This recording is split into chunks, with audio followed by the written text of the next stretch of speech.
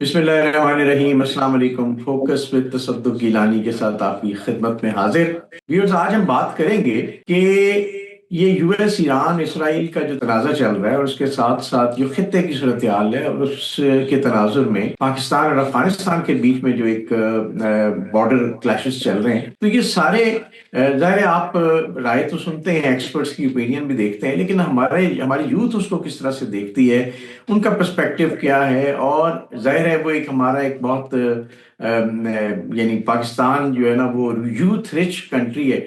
और डेफिनेटली इन्होंने आगे आके मुल्क की बाग दौड़ भी संभालनी है। तो हम देखते हैं इनका पर्सपेक्टिव क्या है, इनका पॉइंट ऑफ व्यू क्या है, ये किस तरह से चीज़ों को देखते हैं और इनको इनके ख्याल में आगे किस तरह से चीज़ें होनी चाहिए जो कि एक अच्छे मुस्तकबिल की तरफ जाएं, क्योंकि यही है जो मुस्तकबिल है हमारा।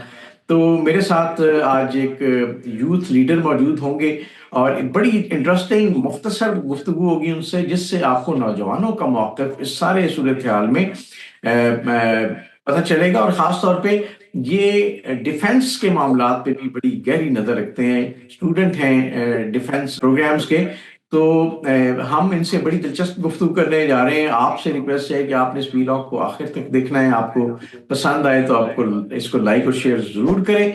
यूट्यूब चैनल को सब्सक्राइब करना मत भूलें और बेल आइकॉन को प्रेस करें ताकि हमारे वीलॉग्स आप तक टाइमली पहुंचते रहें। जी तो व्यूअर्स, हमारे साथ सरदार हशमत खान है इस वक्त मौजूद। नेशनल डिफेंस यूनिवर्सिटी के स्टूडेंट भी हैं, बहुत सारे यूथ प्रोग्राम्स को लीड भी कर चुके हैं, अभी भी कर रहे हैं और कुछ थिंक टैंक्स का हिस्सा रहे हैं। अभी भी बड़ी बड़ी गहरी नजर है इनकी ये जो जियो पोलिटिकल सिचुएशन है इस पे। तो यूथ लीडर हैं। मैं इनसे पहले सब तो पहले तो अस्सलाम वालेकुम खान साहब, कैसे हैं आप? ठीक हैं सरदार वालेकुम साहब? वालेकुम अस्सलाम अल्हम्दुलिल्लाह ठीक ठाक। Thank you for having me mister Jalani. Thank you so very much. Most welcome, you most welcome. अच्छा, राइट, अभी हम आपसे ही पूछेंगे सरदार अहमद साहब कि आप किस पर्सपेक्टिव में देखते हैं। आप आजकल तो हर तरफ आग लगी हुई है, हमारे जो कहते हैं ना घर के अंदर तकरीबन पहुंच रही है। और इस ये यूएस ने और इसराइल ने मिलकर जो एग्रेशन किया है ईरान के खिलाफ, और इससे खुद खिते की सूरत हाल ये हुई है कि डेफिनेटली वो अरब मुल्क जो हैं जिनके अंदर अमरीकी अड्डे हैं, वो भी इस कॉन्फ्लिक्ट में किसी तरह इन्वॉल्व हैं। तो मैं ये समझना आपसे चाहता हूं कि सबसे पहले यूएस और इसराइल को जो एग्रेशन है ईरान के अगेंस्ट, इसको किस पर्सपेक्टिव में देखते हैं, और फिर रीजन के साथ इसको जरा आप किस अंदाज में देखते हैं एज यूथ यूथ लीडर। शुक्रिया इसलिए अदा करता हूँ कि आपने बड़ा ही एक रेलेवेंट सेगमेंट ऑफ सोसाइटी को रिकग्नाइज किया और रिप्रेजेंटेशन के लिए जो है आपने उन्हें ऑनर किया। यूथ की ब्याह पे बात कर रहा हूँ। और sir, as far as its relevance with the entire unfolding of this conflict and its relevance with the region and with regards to youth and the entire population, हम इस तरीके से देखते हैं कि सर बिल्कुल बहुत ही हेस्टली डिसीजन था। और जिस तरीके से अगर आप फॉलो करें डिफरेंट सोर्सेस को, वॉशिंगटन पोस्ट को और डिफरेंट जो रिपोर्ट्स वगैरह आ रही हैं, इंटरनल इंफॉर्मेशन और ब्रीफिंग्स वगैरह उनकी पार्लियामेंट्री एंड सेनेटर्स की जो आ रही हैं, मार्को रूबियो की वगैरह की, कि ना US was perhaps not that much आप कह लेंगे prepared for this and up for it, but eventually due to certain push and pull from Israel उनको इस चीज endeavor पे आना पड़ा, embark होना पड़ा। और ऑन दी अदर हैंड अगर आप देखें ईरान, बेशक इसमें कतई कोई दो राय नहीं है कि कन्वेंशनल बहुत ही सिमेट्री है, लेट अलोन इसराइल की या लेट अलोन यूएस की एज गिवन टू आप का इन दोनों का अलायंस, और इन दोनों के अलावा इनके जीसीसी कंट्री का अलायंस टुवर्ड्स ईरान, क्योंकि ईरान तो इनमें से किसी के साथ भी सिमेट्रिकल नहीं इक्वेशन शेयर करता डिफेंस कैपेबिलिटीज में, डिफेंस स्पेंडिंग में और इकोनॉमिकली। बट हाउएवर कहा जाता है कि जंगें जहन में हारी या जीती जाती हैं। और अगर मिलिट्री या वॉरफेयर प्रिपेयर्डनेस की बात करें तो बहुत बड़ा स्ट्रेटेजिक लीप मिला ईरान को, जो कि इन्होंने पिछली दफा स्ट्राइक्स की थी, और वो भी नेगोशिएशंस के दौरान ही थी। पिछली दफा जो स्ट्राइक्स की थी उसकी वजह से समहाउ इनका ये जो इंटेंट था या एटलीस्ट ये जो इनसिक्योरिटी ईरान को वो एक बहुत पोटेंशियल थी, और उस वक्त तो ऑब्वियसली वो एविडेंट हो गई थी और रियलिटी में ट्रांसलेट हो चुकी थी कि उन्होंने इसी थ्रेट को मीट कर लिया था फिजिकली। तो राइट। उसकी उसकी वजह से यूं हुआ कि उन्होंने ये थ्रेट परसीव कर ली और इस पे काम करना शुरू कर लिया और प्रिपेयर करना शुरू कर लिया। और उस प्रिपेयर्डनेस की कड़ी कड़ी आप ये देखिए कि उस प्रिपेयर्डनेस ने उन्हें इतना इनेबल किया कि डिस्पाइट द फैक्ट कि बहुत इफेक्टिव और आप कह लें कि सक्सेसफुल डिकैपिटेशन स्ट्राइक्स की हैं इसराइल एंड यूएस एयरलाइंस ने, इनके ऊपर कोऑर्डिनेटेड स्ट्राइक्स की हैं और इनको डिकैपिटेट किया। और इवन उनके सुप्रीम लीडर आयतुल्लाह खamenei साहब को जो है वो न्यूट्रलाइज कर दिया गया है, शहीद कर दिया गया है। हम्म। डिस्पाइट दिस उनका रिटेलिएशन अगर आप देखें तो वो आप काफी जो है बैलेंस्ड एंड और वेल प्रिपेयर्ड और हेस्टी मैनर में नहीं था। आप देखेंगे डिस्पाइट द फैक्ट कि उन लोगों की टॉप टीयर लीडरशिप जो है वो चली गई है, और सिर्फ पॉलिटिकल लीडरशिप नहीं चली गई, वो तो स्पिरिचुअली उनको बहुत ज्यादा कदर की निगाह से देखते हैं और वर्ल्ड वाइड राइट। उनकी फॉलोइंग है। उसके बावजूद जिस तरीके से उन्होंने जिस रेजोल्यूट के साथ रिटेलिएट करा है, और उन्हें पता था कि हमारे इसके बाद क्या ऑप्शंस होने चाहिए, जिस तरीके से उन्होंने जीसीसी स्टेट्स के अंदर मौजूद यूएस के बेसिस को टारगेट करा है, तो समहाउ उन्होंने जो हार्म इन्फ्लिक्ट करना था वो कर लिया है। और जो कम्युनिकेट करनी थी उन्होंने चीज, क्योंकि देखें हमारी नाकिस राय के मुताबिक एयरलाइंस ने ये जो भी यूएस एंड इसराइल एयरलाइंस है, इन्होंने अपना सबसे बड़ा जो है हार्म उनके ऊपर इन्फ्लिक्ट कर दिया, उनके सुप्रीम लीडर को शहीद करके, उनके सुप्रीम लीडर को जान लेकर। तो ये इन्होंने परहैप्स अपने सबसे बड़ा जो है ना कार्ड, अपना ट्रम्प कार्ड जो है तो वो प्ले कर लिया है। अब इसकी बरक्स ईरान की साइड पर अगर देखें तो उन्होंने ये जो देखें स्ट्रेटेजिक कम्युनिकेशन वगैरह की बात होती है और हर चीज की सिग्निफिकेंस होती है। हर बंदे का ना क्लॉजेविट्स का एक फिनोमिनन है कि आप एक वॉर थियोरिस्ट हैं, स्ट्रेटेजिस्ट हैं रिनोन, और अमेरिकन जो उनकी मिलिट्री डॉक्ट्राइन्स हैं वो बहुत इंस्पायर्ड हैं और उससे सबक लेती हैं। तो माना जाता है, माने जाने तो ना हम्म। उनका कॉन्सेप्ट है इस चीज का कि सेंटर ऑफ ग्रेविटी, कि वो चीज जो आपके लिए सबसे ज्यादा कीमती हो या आपकी सबसे बड़ी कमजोरी हो, तो ईरान की हम्म। सेंटर ऑफ ग्रेविटी हो सकता है कि बिल्कुल उनके सुप्रीम लीडर में लाया करती हो। उसको जब इन्होंने हिट किया तो इन्होंने GCC states, specifically for instance अगर आप बात करें यूएई की, कि बुर्ज अल अरब और बुर्ज अल खलीफा को उन्होंने हिट किया, वो उनकी उनकी आप कह लें सेंटर ऑफ ग्रेविटी थी, क्योंकि वो एक ट्रेड हेवन है और बिजनेस हब है। और जो बिजनेस हब या ट्रेड हेवन्स वगैरह तो फ्लरिश नहीं कर सकते अनटिल और अनलेस सेंस ऑफ सिक्योरिटी हो। और यानी कि यूएई के बारे में एक लेमन किसी भी ग्लोबल पैसेंजर को या बिजनेसमैन को बहुत ज्यादा शायद ना पता उनकी हिस्ट्री के बारे में, कि वो कहाँ से कैसे मर्ज हुए और उनकी क्या नाम है एक्सपोर्ट्स कितनी है, इकोनॉमी कितनी है। मगर हर बंदे को बुर्ज अल अरब और बुर्ज अल खलीफा का लाजमी पता होता है। तो जो हार्म इन्फ्लिक्ट किया गया था सम हाउ बिल्कुल देखिए यूएस स्टेट डिपार्टमेंट ने और यूनाइटेड स्टेट्स की तरफ से ये कहा जा रहा है कि जो कैकस बेली दिया जा रहा है कि जंग शुरू करने का जो हमारा रीजन था, रैशनैलिटी उन्होंने दी है, कैकस बेली जिसे कहते हैं, उन्होंने ये दी है कि वी वर वेरी श्योर कि अगर इसराइल स्ट्राइक्स करेगा तो उसकी रिटेलिएशन यूनाइटेड स्टेट्स को आएंगी आएंगी, we were very pretty sure of hmm. That. तो हम्म। उसको उसको प्रीएम्प्ट करने के लिए उन्होंने स्ट्राइक्स की हैं। तो ऑब्वियसली ये भी ऑब्वियसली हाईली डिबेटेबल है, लार्जली डिबेटेबल है कि क्या ये बात सही है नहीं है, क्योंकि इतनी फार अवे ईरान क्रेडिबली और इतनी प्रिसीजन के साथ कोई रिटेलिएशन कर सकता था, नहीं कर सकता था, given that their military means and hmm. Capability. But however regionally उन्होंने क्योंकि अगर करना होता तो ऑब्वियसली कर सकते, करना अगर होता तो कर लेते, मगर उन्होंने उनको वो फार इतना जाना, फार करे जाने का मुनासिब ही नहीं समझा। उन्होंने रीजन में ही उनकी जो भी उनके आइज एंड एयर्स थे, रडार्स थे, उनको न्यूट्रलाइज करा है। और इस चीज से देखें सर, पाकिस्तान के अंदर क्या चीज दाखिल हो रही है, और पाकिस्तान की यूथ के परस्पेक्टिव से चूंकि आपने हमें चाहा था कि हम बात करें, तो सर कोई भी क्राइसिस हो रीजन में हो या इंटरनेशनल हो, ये तो खैर नेक्स्ट डोर है, हम नेबरिंग कंट्रीज हैं।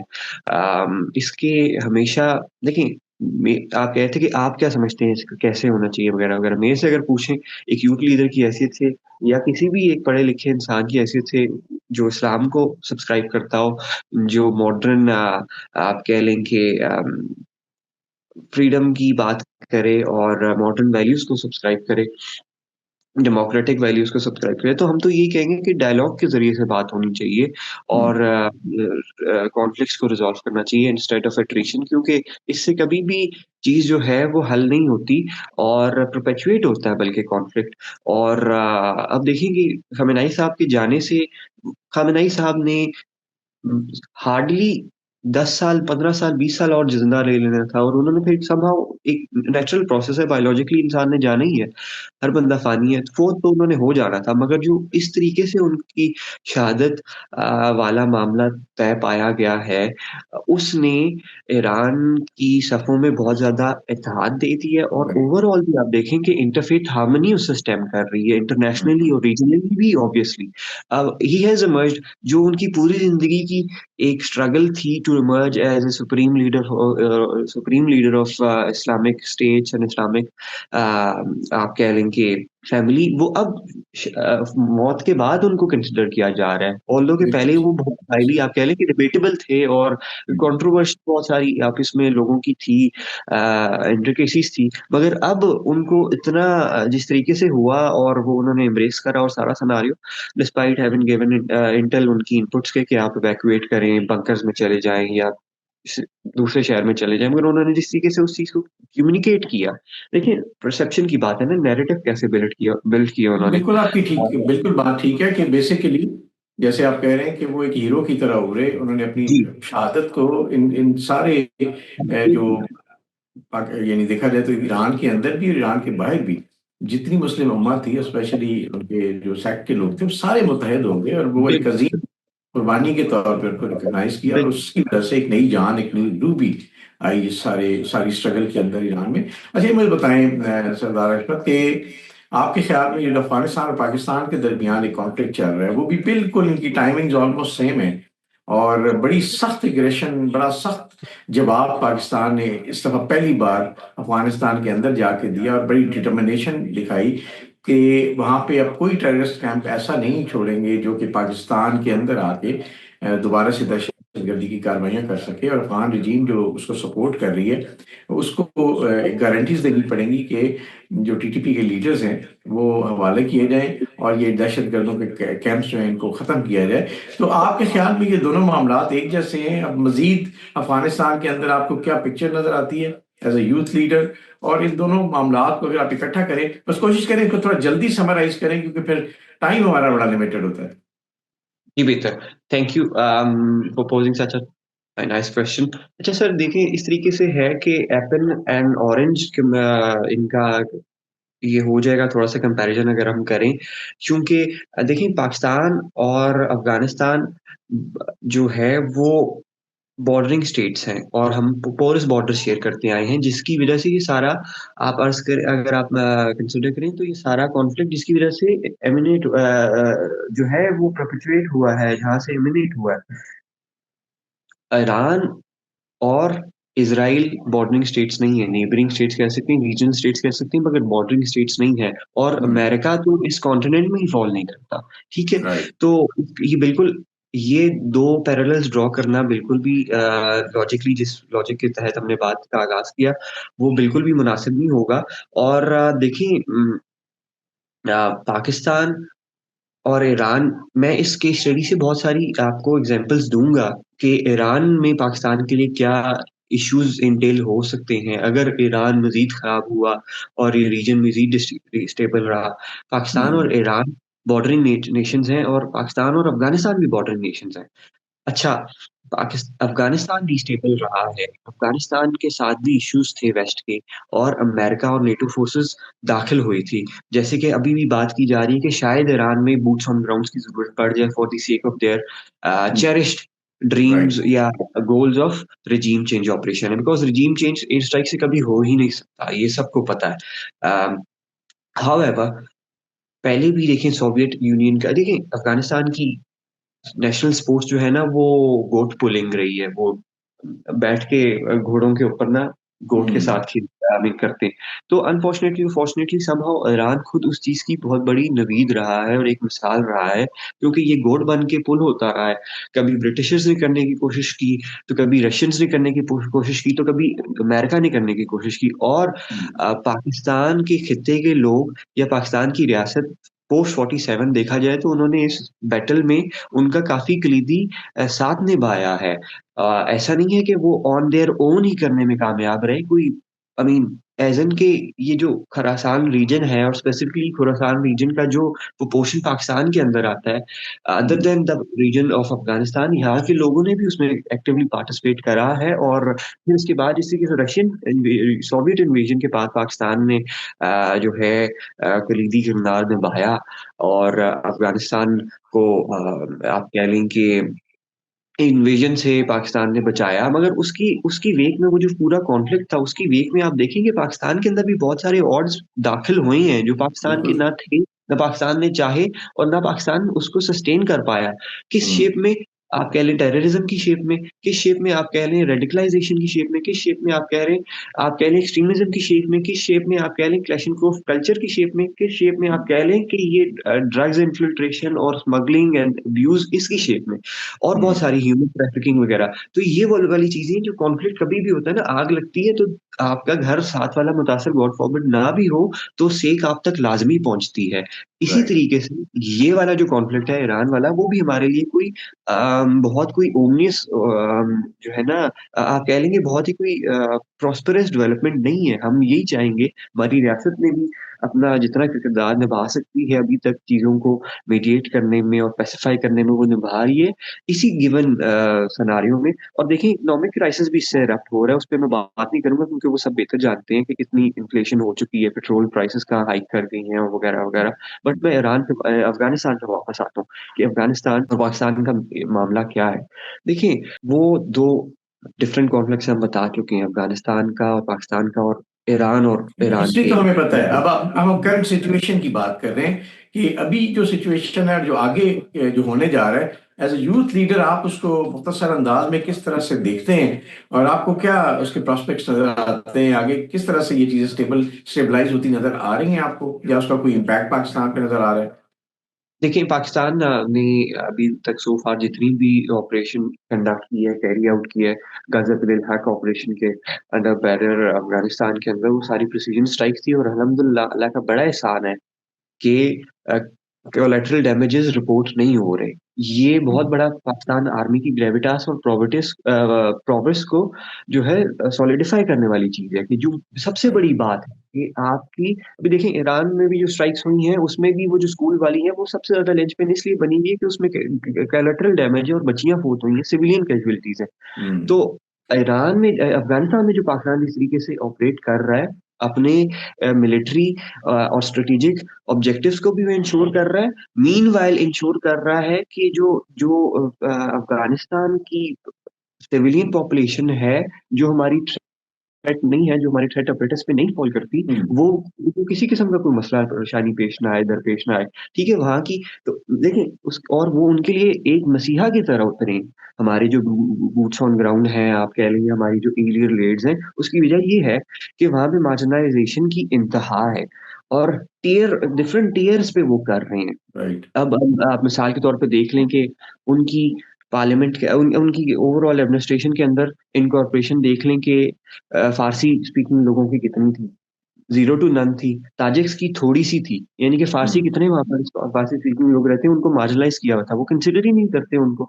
उनको ऑफ शूट्स आउटकास्ट कंसिडर करते हैं और उनको नहीं, उसको इनकॉर्पोरेट नहीं करते अपने अपने फ्रेमवर्क में और अपनी डिसीजन में। खवातीन जो काम कर रही थी, पढ़ लिख गई थी अमेरिका के वहाँ दौर में या पिछली रिजीम के दौर में, तो वो जो पढ़ लिख गई थी, काम कर रही थी, जिम्मेदारियां उठा रही थी, जो कि इस्लाम का भी मौकफ है बुनियादी एम्पावरमेंट का खवातीन का, उसको उन्होंने अंडरमाइन किया। जो काम कर रही थी उनको उन्होंने नौकरी से निकाला है, जो पढ़ रही थी उन्होंने उन्होंने उन्हें उनके मदारस से निकाला है, मदारस से मुराद उनकी एकेडमिक एजुकेशन इंस्टीट्यूशन से निकाला है, और उनको फर्दर भी प्राइमरी से ज्यादा पढ़ने से रोक दिया है। और फिर देखेंगे वहां पे ह्यूमन राइट्स वायलेशन बेसिकली एक बड़ा ह्यूमन राइट्स पतीला बना वायलेशन। हुआ है वहाँ पे। अच्छा, मुझे आप और कंक्लूडिंग रिमार्क्स दें, हम टाइम हमारा एक चैलेंज रहता है, कंक्लूडिंग रिमार्क्स दें एज अ यूथ लीडर आप, ये अपनी कम्युनिटी को देखते हुए कि ये जो दोनों कॉन्फ्लिक्ट्स हैं इसका पाकिस्तान पे क्या असर होगा, और ये आपको किस तरफ अब कंक्लूड होते नजर आ रहे हैं, क्या आगे क्या आपको नजर आता है कि आपके ख्याल में क्या होगा या क्या होना चाहिए? देखिए, पहले अफगानिस्तान से बात शुरू करते हैं। अफगानिस्तान तो पाकिस्तान के हक में बहुत बेहतर है, अफगानिस्तान के हक में भी बहुत बेहतर है, क्योंकि ये जो मर्क्यूरियल सी उनकी रिजीम है। और इन्होंने देखिए स्पेसिफिकली हम अर्ज करें कि ना दोहा एग्रीमेंट में ये कोई हम लोगों ने उनसे कोई जाती मुतालबा नहीं किया था या कोई एहसान नहीं वो कर रहे थे। दोहा एग्रीमेंट में उन्होंने कहा था कि हम जो है ना सेफ हेवन्स नहीं इस्तेमाल होने देंगे इसको टेररिज्म के खिलाफ। जिस बलबूते पे वो लोग अमेरिका नेटो फोर्सेस इवैक्यूएट किए जिस एग्रीमेंट के जरिए से, और वो रजीम उन्होंने ओवरटेक करी, वो उन्होंने प्रॉमिस नहीं कीप किया। बट हाउएवर ये जो ओवरऑल डेवलपमेंट अफगानिस्तान वाली चल रही है, जिस तरीके से हम बता चुके हैं कि प्रिसीजन स्ट्राइक्स हम कर रहे हैं, तो उसमें कोलेटरल डैमेज नहीं है, और पाकिस्तान की जो स्ट्रेटेजिक एंड मिलिट्री ऑब्जेक्टिव हैं वो इंश्योर हो रहे हैं, और स्टेबलाइज हो रहा है रीजन। उस एंड पे तो चीजें अच्छी बेहतरी की जाने बढ़ रही हैं, स्टेबलाइज हो रहा है, सिक्योरिटाइज हो रहा है, और ये जो एक्सेस ऑफ ईगल है वो न्यूट्रलाइज हो रहा है, खत्म हो रहा है। उनको सर छुपाने की जगह नहीं मिल रही। बिल्कुल वहां पे ठीक, चीजें बिल्कुल ठीक ठीक। हो रही है, but on the other hand यहाँ पे चीजें जो है ना थोड़ी सी खराबी की जाने बढ़ रही हैं ईरान वाली साइड पे। कि क्योंकि देखें choke point politics, choke point conflict चल रहा है, उसकी वजह से इकोनॉमीज बहुत सारी डिस्टर्ब होंगी, और उसका आप कह लें कि रिवर्बरेशंस पाकिस्तान में भी आएंगी।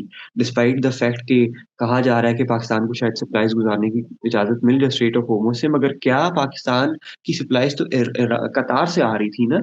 आपकी हम्म। आप कह लीजिए जो पेट्रोलियम नीड्स थी, ऑयल सप्लाईज थी, तो क्या कतार को अलाउ करेगा ईरान, ये अलग सवाल है, ठीक है। तो बिल्कुल सही। उससे ही हमारा सारा बेसिकली सारा आप कह लें कि चीजें रिलेट कर रही हैं। तो ये बहुत ही कॉम्प्लेक्स कन्वर्म है कि पाकिस्तान के हक में ये चीज ठीक हो जाएगी या बेहतर होगी। फिलहाल पाकिस्तान जैसे थोड़ा सा लाइमलाइट से हट के आप कह लें कि इस कॉन्फ्लिक्ट को पैसिफाई करने के लिए डिप्लोमेटिक एफर्ट्स कर रहा है।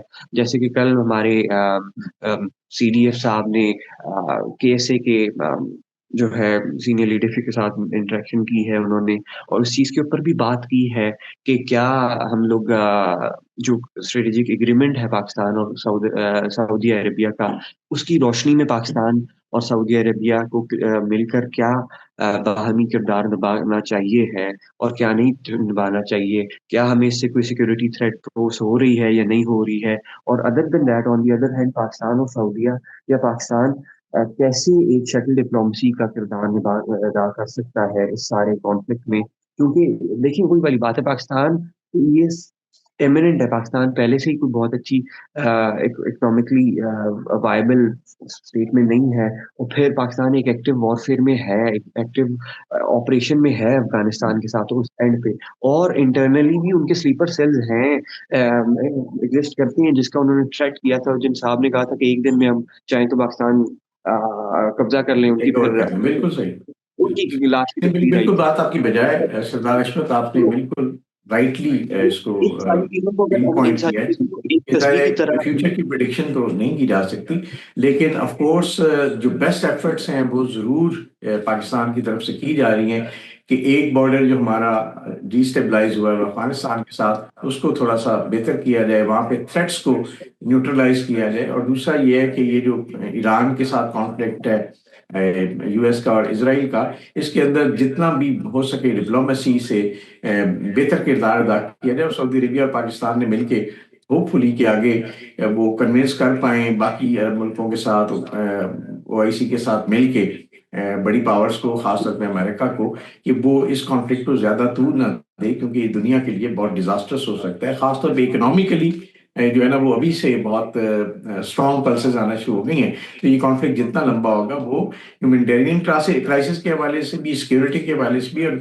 मईशत के हवाले से भी बड़ा एक खतरनाक क्राइसिस होता चला जाएगा। तो आई थिंक बड़ा अच्छा आपने एक यंग माइंड के हवाले से हम चाहते थे अपने व्यूअर्स को बताएं कि नौजवान किस तरह सोचते हैं, और आई एम श्योर कि हमारे जो यंग व्यूअर्स हैं वो इसको ज़रूर सुना होगा, उस पर आप अपनी ज़रूर राय ज़रूर दीजिएगा व्यूअर्स, कि फीडबैक ज़रूर दीजिएगा, बड़ी इंपॉर्टेंट होती है हमारे लिए। इस दुआ के साथ कि अल्लाह ताला हम सबको अपने हिफ्ज़-ओ-मान में रखे।